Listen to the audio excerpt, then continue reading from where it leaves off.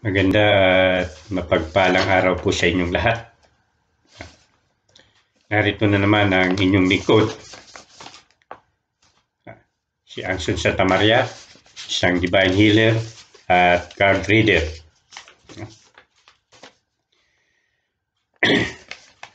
Bago ang lahat, gaya lagi na binabanggit ko, mag-like, mag-comment, i-share ang aking mga video para maraming makinabang nito. Yeah? Siyempre sa mga baguhan, kayo ay mag-subscribe. I-add ako sa FB nang sa ganon, kayo ay nakaugnay sa akin. At magkaroon ng bisa sa inyong buhay, pamumuhay, ang lahat ng mga video ko na inyong pinanonood. At i-click nyo rin yung bell notification. Nang sa ganon, ay napapalo up nyo po ang aking mga video na ina-upload. Ngayon, ang ibabahagi ko sa inyo ay kung ano ba ang mga dapat nyong dasalin kung kayo'y magdidibusyon. Diba? Upang sa ganon, hindi mawalan ng kabuluhan ang ginagawa ninyong pagdidibusyon, magkaroon ito ng bisa sa inyong sarili, magkaroon kayo ng power, at magkaroon kayo ng mga gabay na siyang magagamit nyo kung kayo'y magiging manggagamot o antingero. Kung yan ay kalooban ng Diyos. Tandaan natin, lahat ng mga bagay kalooban ng Diyos. Kahit anong gawin nyo, magdibusyon man kayo na magdibusyon. Kahit tama ang ginagawa nyo dibusyon, pero pag ito hindi kalooban ng Diyos sa inyo, ay wala kayong magagawa. Ang isang mga magiging dahilan, mali yung pagdidibusyon nyo, kahit nakatapos na kayo, wala kayong maramdaman sa sarili nyo, baliw ang pagdidibusyon nyo, hindi kayo naging manggagamot, hindi kayo naging antingero, diba? Hindi kayo nakagagamit ng orasyon, yung buhay na orasyon, para buhayin ito at magamit. O kaya ay hindi nyo matatapos ang pagdidibusyon. Yan ang mga bagay na malalaman nyo kung ang ginawa nyo pagdidibusyon ay kalooban ng Diyos. Pagkakalooban ng Diyos, mararamdaman nyo naman yan. Sapagkat talagang makapagpapandar kayo ng orasyon. Maaari kayo maging manggagamot. Maaari kayo maging antingero. Diba? At siyempre, may mga gabay na kayo na siyang nagbabantay sa inyo at magagamit nyo sila. Kung ano ang kalooban ng Diyos na magamit sila. Sige. Dapat nyong tandaan, babanggitin ko muna, ang tamang pagdidibusyon, itong itinuturo ko sa inyo. Diba? Kayong basta nakikinig dyan sa mga YouTube, sa FB. Karamihan dyan, mali ang itinuturo. Diba? Ngayon, kung ang sinasabi nila, gaya ng nasabi ko dito sa YouTube, okay lang yan, sundin nyo sila. Kasi kaisa ko sila ng diwa. Diba? Sapagkat tama ang kanilang itinuturo sa tao, hindi nila inililigaw. Diba? Ang marapat na pagdidibusyon, talagang tamang oras, 6:00 ng umaga at 6:00 ng hapon, o 6:00 ng gabi. Diba? Yan po ang tamang pagdidibusyon. Sapagkat yan ang ginawa ko noon. Diba? Bago pa ako nagsimulang manggabot. Yan po. Ngayon, kung hindi nyo magagawa, wala akong magagawa dyan. Ibig lang sabihin, hindi kayo talaga para magkaroon ng kapangyarihan. Hindi kayo talaga para maging manggagamot o antingero. Yeah? Yan hindi nyo matututunan. Kahit tumutol kayo, wala akong magagawa dyan. Sapagkat, yan ay talagang karanasan ko sa buhay. Ano pa? Kasama dyan ang pagbabagong buhay. Hindi ka dapat nagsusugal, nagiinom, ni manigarilyo, hindi ka manigarilyo. Hindi ka nang bababae. Kung babae ka naman, hindi ka nang lalaki. Matuwid, ang buhay mo sa panahon ng ikaw nagdidibusyon, na yan nga ay 49 days na dapat isagawa. O ano pang malaman? Yan sa 49 days na yan, dapat hindi ka papatlang kahit isang araw. Pagka pumatlang ka, magsimula ka uli sa number 1. Sabihin mo nang nasa 48 days ka, di ba? Nakalimutan mong magdasal ng araw na ika 48 days. Balik ka uli sa number 1. Tandaan natin, ang tinatawag na debosyon, ito isang sakripisyo. Ang masusunod, yung batas ng debosyon, hindi ikaw na tao na magdidebosyon ka ayon sa iyong sarili na ikaw ang magbibigay ng oras na ang gagawin mo ay madali para sa iyo, komportable sa iyo. Diyan pa lang baksa ka na. Kasi ang lahat ng mga bagay, di ba, ay may proseso, di ba? Merong pinagdadaanan. Naintindihan nyo? Ang lahat ng bagay ay hindi magaang, lalo na pag ang pag-uusapan spiritual na bagay, di ba? Yung gagawin mo pagdidivision, may kinalaman niya sa kapangyarihan sa mga bagay na gagawin mo imposible, di ba? Parang magic, himala. Tapos magpapepetik-petik ka lang kung ikaw ay magdidibusyon. Para magkaroon ng mga gabay, ng kapangyarihan, makapanggamot o maging antingero. Mag-isip-isip ka naman, di ba? Wala ka sa katinuan kung hindi ka magsasakripisyo, di ba? Ang Kristo nga noon, di ba? Ayon sa kasaysayan ng Biblia, pagkat ang Biblia ko nabasa ko yan, ilang beses, cover to cover, di ba? Ang Kristo noon, di ba? Nagsimula manggabot edad ng 30 anyos. Tandaan nyo, ang binabanggit sa kanya, mula nang isilang siya hanggang 12 anyos. Ng 12 anyos, wala nang binabanggit. Nung muli siyang banggitin sa Biblia, 30 anyos na. Diyan na siya magpapasimulang manggamot.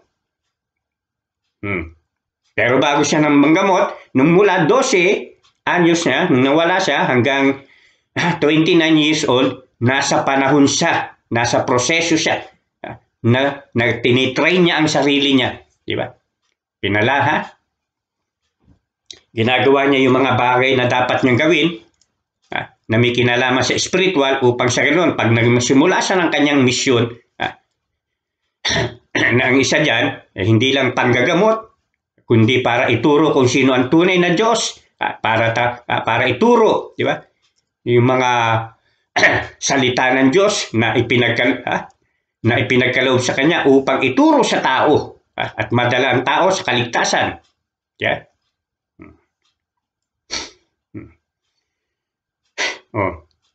At ang totoo, pagka itutuloy ko pa yung kasaysayan, hindi basta siya ng gamot.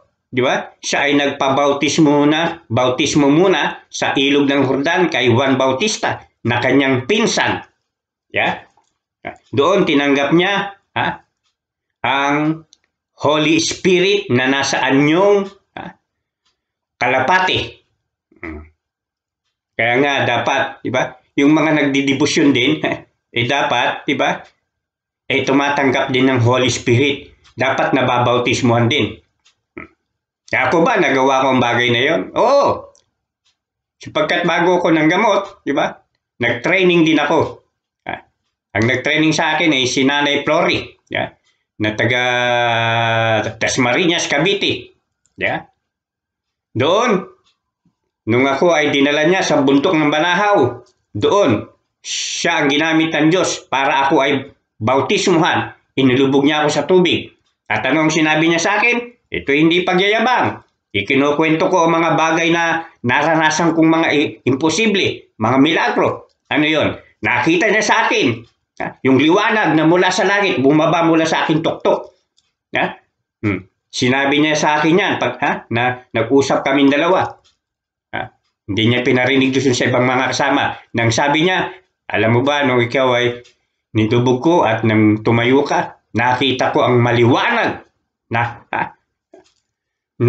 kulay puting bumaba sa iyong tuktok na yan din ang aking naranasan. Sabi na Nanay Florian. Nagtatayuan yung balahibo ko. Kasi hindi tayo dito magsisinungalingan. Di ba? Ba't ako magsisinungaling? Tunay ako manggagamot. Di ba? Iyan ay pinatototohanan ng mga pasyenteng nagamot ko. Personal man o dyan sa internet, sa FB, maging dyan ngayon sa YouTube. Di ba? Okay. Kita mo naman, manunod ka lang sa YouTube. Di ba? Magagamot na kita. Kung ang sakit mo naman ay spiritual, sino man ang gumawa niya, automatic. Mapupuksa. Hindi man agad mamatay. Binabalik ko sa kanya yung ginawa niya sa pasyente niya. Magkakaroon siya ng malubhang sakit. At pagkatapos, madali siyang mamamatay. Kaya yan, mga karanasan ko, na bago ko naranasan, sapagkat naisagawa ko, yung tamang marapat na pagdidibosyon. At ikalawa, sabi ko nga yan ay kalooban ng Diyos. Hindi ka pa nga pinapanganak sa mundong ito, di ba? Nakatakda ka na maging manggagamot. Na tulad ko, di ba? Ako noon, ayaw ko maging manggagamot. Lagi ko sinasabi dyan sa ibang video ko. Una, paano ako manggagamot wala naman akong alam tungkol sa panggagamot. Di ba? Pero maraming nagsasabi sa akin, lalo na kasi mahilig ako magpahula. Nagpapahula din ako sa kamay, sa baraha. Yan lagi nakikita nila sa akin. Di ba? At saka, yun nga.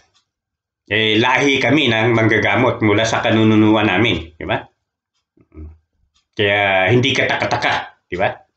Na ako'y maging manggagamot. Maliban lang sa lahi, hindi naman kumulahi ka ng manggagamot, magiging manggagamot ka na. Sapagkat mayroong mga ganyan, lahi sila ng manggagamot, pero yung iba sa kanila hindi nakakapanggamot. Pili lang din. Kaya ang pinakamarapat na ito'y talagang kalooban ng Diyos sa inyo, hindi ka pa man ipinanganganak.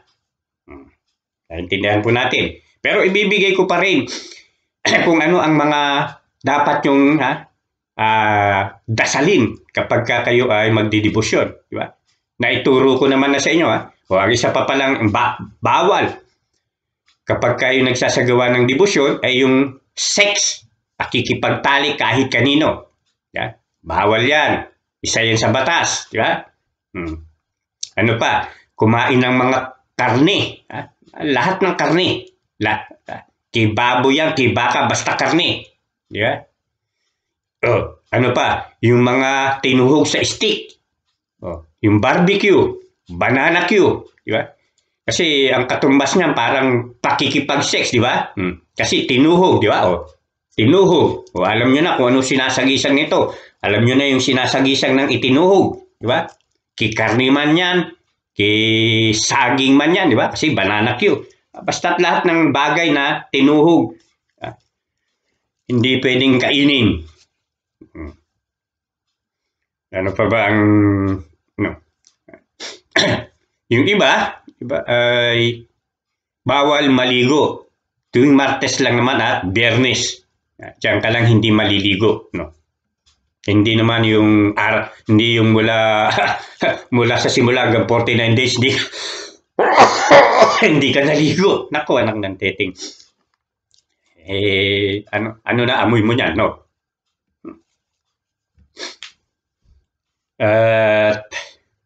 Ano pa ba ang dapat kong sabihin sa inyo na may kinalaman sa pagdidibosyon? Ito ang mga dapat nyong dasalin sa panahon ng kayo nagdidibosyon. At ito rin ang aking dinasal. Una, yung paglinis sa sarili. Mga katwid, di ba? Nagkalat na ngayon yan, yung mga sasabihin kong ilan, hindi ko yan nadadasal pagkat napakahaba niyan.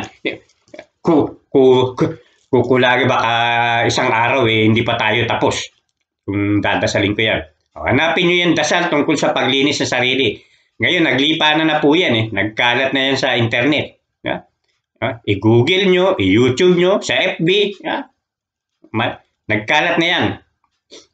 Sunod, pag nalinis nyo ang sarili nyo, nililinis nyo kasi yan eh. Hindi, ang lilinisin yan, di ba? Hindi lang yung physical yung katawan, kundi lalo ang inyong puso, isipan, espiritu at kaluluwa. Pag ang sunod na dapat yung dasalin, pagbanal sa sarili. Iba yung paglinis, iba din yung pagbanal. Pagka binanal ka, di ba? Kasi merong nilinis, di ba? Pero hindi pa rin banal. Di ba? Nakagaga. Nandun pa rin yung kasalanan niya. Ang nalinis lang naman kasi yung ano niya eh. Yung pagkatao niya, spirit kaluluwa niya. Pero hindi binanal, nilinis lang. Inalis lang yung mga duminubi, yung mga negative energy. Diba? Ano pang mga negatibong kaisipan, negatibong kalooban, yan ang nilinis. Pero ngayon, pagbanal sa sarili, para maging banal ka naman. Ibig sabihin, mapatawad yung mga nagawa mong kasalanan. Diba? Mula nung ikaw ay magkaisip hanggang sa ngayong ikaw ay magdidibusyon. Kaya babanalin ka. Diba? Yan ang katumbas nun, na patawarin ang lahat ng mga nagawa mong sala at pagkakamali mula nung ikaw ay nagkaroon na ng isip. Diba? 12 anyos. Ang bata, nagkakaroon na ng isip yan. Hanggang sa ngayon na magsisimula kang magdibosyon, yan, lilinisin. Para maging karapat-dapat ka sa harap ng mga Diyos. Di ba? Ng Diyos Ama, Diyos Anak, Diyos Espiritu Santo, ng Santissima Trinidad. At sa harap ng lahat ng mga anghel, lahat ng celestial being, di ba? Lahat ng mga espiritu, sa harap nila ay magiging banal ka. Na ang katunayan nga yan, na kapag ka nakatapos ka niyan, di ba? Gaya ng sinabi ko sa inyo kanina, nung ako ay bautismuhan, ilubog ni Nanay Flore sa tubig doon sa bundok ng Banahaw, di ba? Mayroong sinag na bumaba sa akin, kulay puti. Maraming nakatapos ng nagdibusyon, di ba? Pero ewan ko kung meron siguro bilang sa ulo lang, di ba? Yung binabaan siya ng mahiwagang kulay puting liwanag na mula sa langit bababa sa kanya, di ba? Kung meron man, bilang lang siguro sa daliri.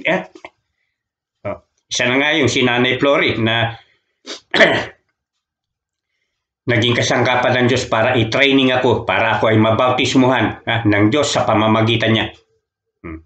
Yan si Nanay Flore, matindi rin yan, di ba? Pero baw sa akin yan, nagtitraining pa lang ako. Baw na sa akin yan. Yan ay nakabuhay na ng patay sa pamamagitan ng gatas ng babae. Sige. Yung pasyente niyang ginamot, di ba? Kinuha yung espiritu o kaluluwa ng mga engkanto. Di ba? Sige, hindi naman yan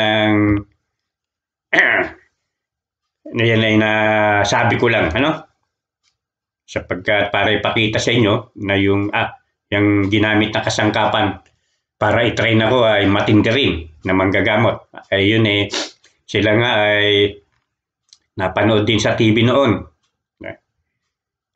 Ano ba? Yung meron kasi silang samahan di ba? Alam mo naman ang mga media.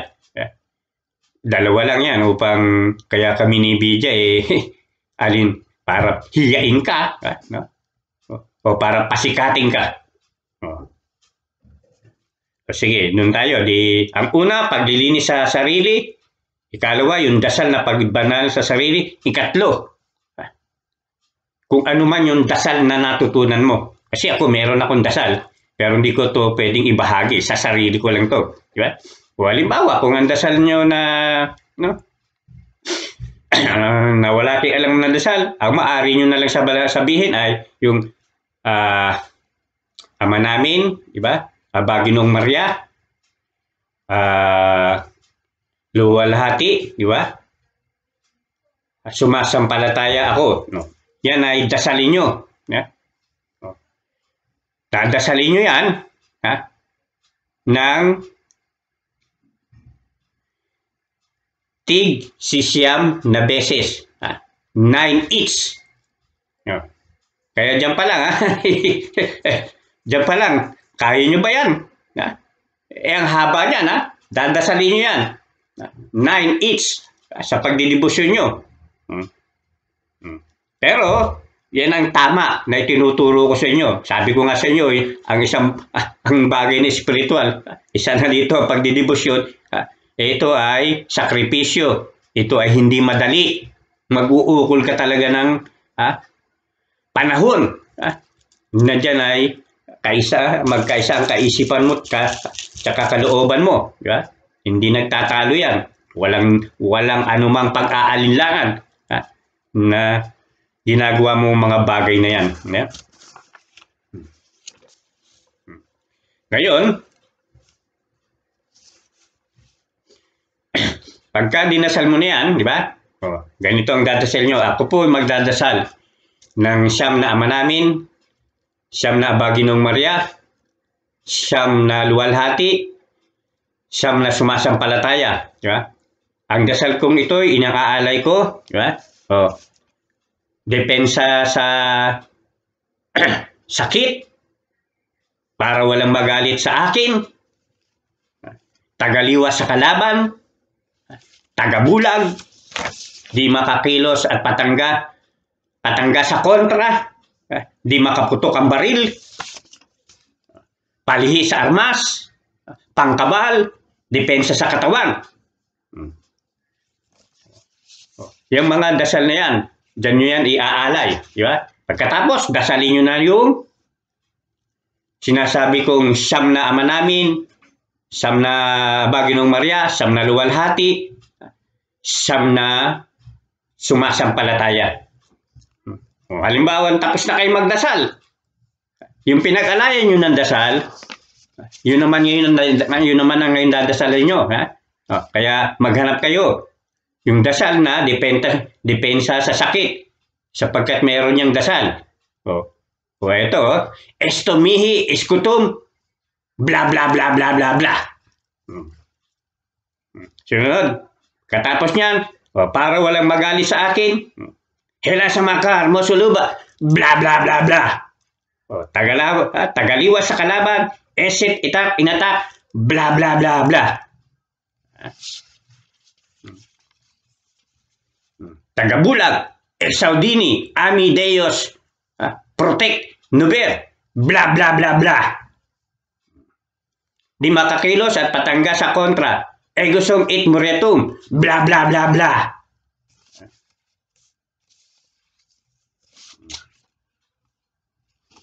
Pali sa armas, elulum salbakum, bla bla bla bla.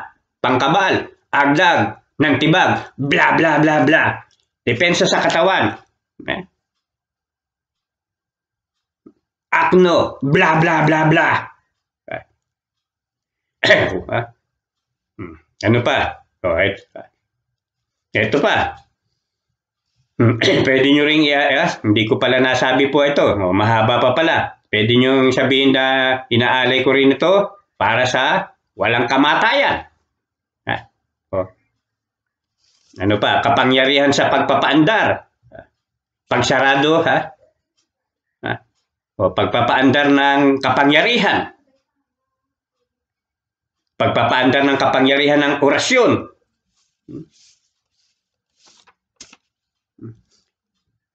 Ang 9 lapis.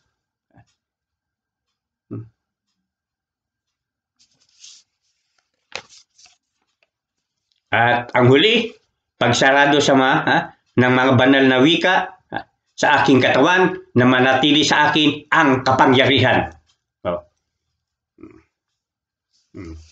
Halimbawa, yung dasal, walang kamatayan, duklit susti, bla bla bla bla.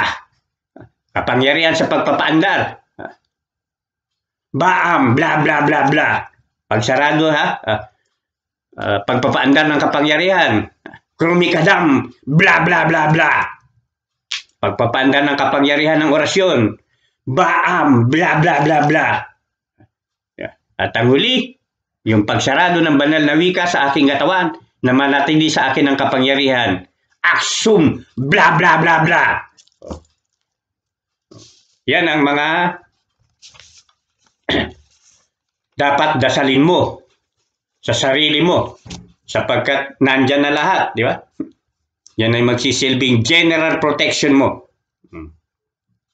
At magagamit mo na rin sa general na panggagamot sapagkat nandyan yung pagpapaandar ng orasyon. Ay, yung iba, yung mga sinabi ko, wala yan sa debosyon nila eh. Kaya kahit nakatapos ng debosyon, di makapagpaandar ng orasyon. Ano? Kung ano-ano mga dinidebosyonan. Yung mga San Benito, mga Atandar, mga, alam nyo, hindi yan. Mali yan. Ako nagsasabi sa inyo. Kapag pag tama ang dinidebosyonan nyo, yung mga Atandar, yung mga Sabaot, yung mga San Benito, kung ano-ano, napakadali lang buhayin yan. Kasi nagawa mo na yung tamang paraan. Yeah? Sa akin nyo lang narinig ito. Kaya tinuturo ko sa inyo yung marapat na debosyon. Kadaming mga maling debosyon, di ba? Kung ano-ano mga inuuna, kung ano-ano tinuturo ng mga tao. Debosyon na mga... Walang alam yan. Mga bugok yan. Nagmamaru-marunungan. Nagmamais-maestro. Pero sa totoo, walang alam din yan. Baka namumulot lang din yan ng mga orasyon. Di ba? Sa FB, sa Google, sa YouTube. Nakabasa lang ng kaunti. Akala mo, master na. Akala mo, tunay ng antingero. Yung iba, nagpapanggap pang manggagamot. Bugok! Yan, itinuro ko sa inyo. Yung mga orasyon na sinabi ko sa inyo, di, hanapin nyo yan. Pero yan ang marapat. Diba? Pero hindi ko yan ipinagkakaloob. Kasi ang mga bagay na lihim, kaya nga tinawag na lihim, secret. Pag secret, hindi mo ipagsasabi. Kayo ang magre-research. Sapagkat ako, yan, ni-research ko. Ipinarating sa akin yan ng mga Diyos, ng mga Espiritu. Sapagkat kalooban sa akin yan. Kayo, kung kalooban sa inyo yan, mahahanap nyo yan. Kayo, kung hindi nyo mahanap, tumigil na kayo, huwag na kayo magdebosyon, hindi kayo para dyan. Sapagkat hindi lahat ng tao, para maging, maging healer, manggagamot, na tulad ko. Sapagkat kung lahat ng tao, healer, manggagamot na, anong pasilbi natin? Pareho-pareho tayong manggagamot. Di ba? Di wala na tayong gagamutin. Kasi pare-pareho tayong manggagamot. Kaya nga mga kamay, hindi magkakapareho. Di ba? Iba ito, iba, hindi magkakasize.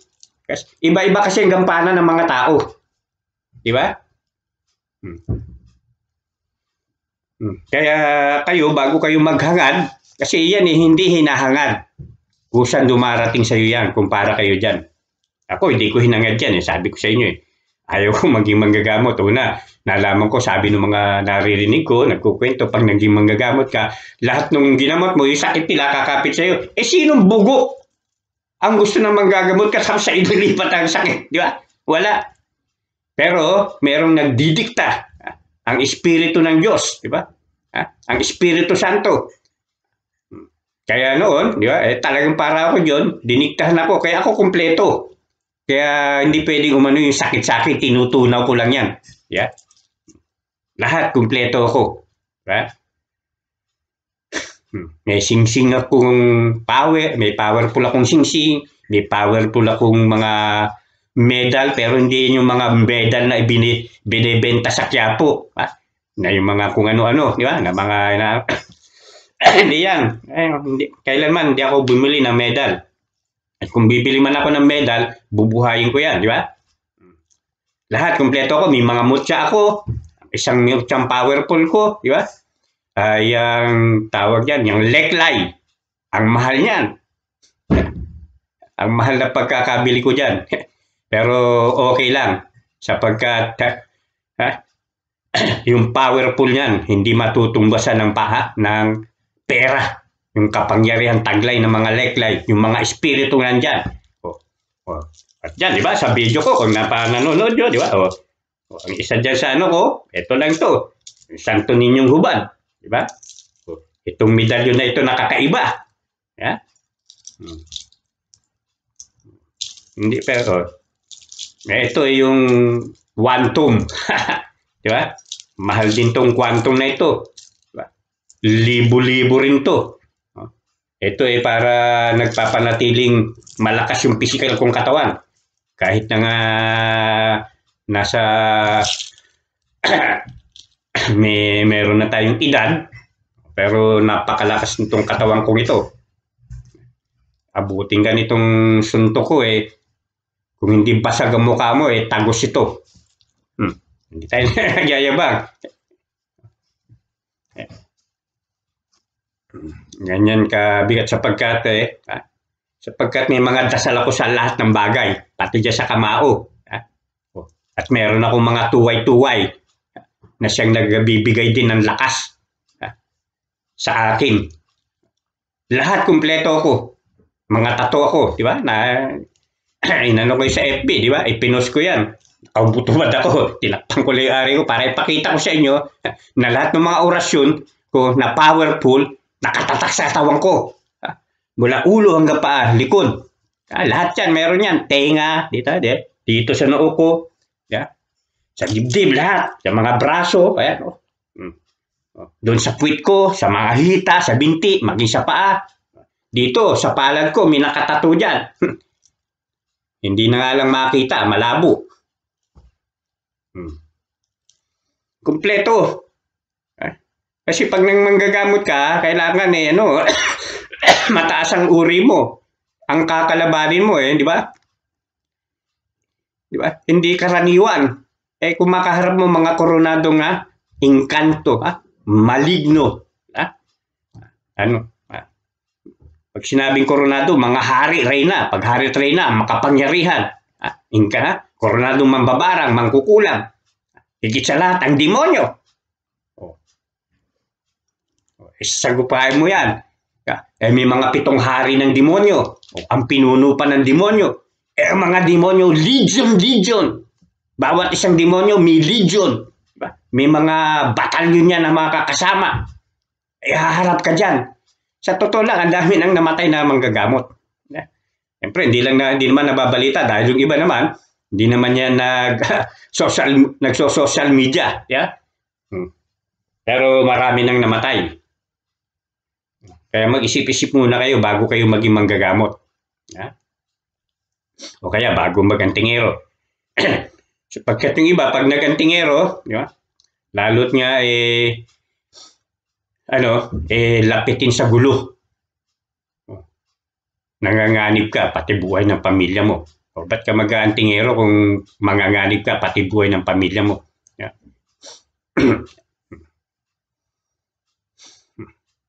Marami namang nabalita na dyan, mga antingero rin, di ba? Sabagay, yun naman gumawa na kasi ng kasamaan, di ba? Kaya nangamatay.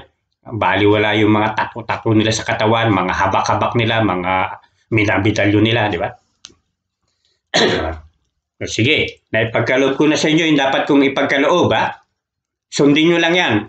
Kung kayo ay kalooban ng Diyos na maging manggagamot, antikero, makabuhay ng orasyon na magagamit nga sa panggagamot o sa iba pang bagay. Itong video kong ito ang panoorin nyo. Sundin nyo yung mga sinabi ko dyan. Yung mga orasyon na mga binanggit ko, i-research nyo yan. Hanapin nyo. At yan ang dasalin nyo. Sige, hanggang sa muli. Maganda't mapagpalang araw po sa ating lahat. Ang inyong lingkod, si Anson Santa Maria, isang divine healer at card reader. Sa buguan, mag-subscribe. I-add ako sa FB. Click ang bell button upang may kaugnayan kayo sa akin at may bisa sa inyong buhay pamumuhay ang aking mga video. Sa mga datihan, mag-like, mag-comment, i-share ang aking mga video. Sige na. Hanggang sa muli.